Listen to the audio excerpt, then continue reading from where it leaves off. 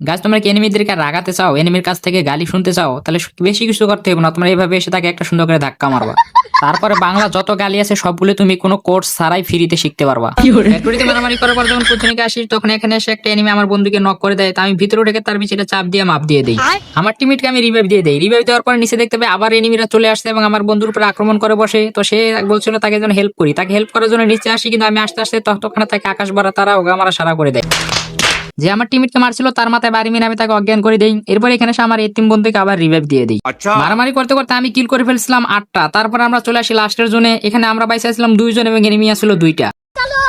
আমার সামনে যে ট্যাঙ্ক দেখতে পারতো সেই ট্যাঙ্কের পিছনে একটা এনিমির পায়ের শব্দ শুনতে পাই। তখন আমি তো এখানে চলে আসি এবং তাকে অটো হেডশট দিয়ে তার বংশকে নির্বংশ করে দিই। শেষে যে এনিমিটা বাইসেছিল ওটা দেখি একটা সুন্দরী আপু। তো সুন্দরী আপুকে আমি একটু লাইন মারার চেষ্টা করতেছিলাম। না না মানে গাইস, মানে তারে মারার চেষ্টা করতেছিলাম আর কি। তো মারার জন্য তার উপরে রাশ করে দেই। তো এদিকে ভালো মুভমেন্ট দেখাইতেছিল সুন্দরী আপু। তো এখানে একটা ফায়ার মিস হয়ে যায়।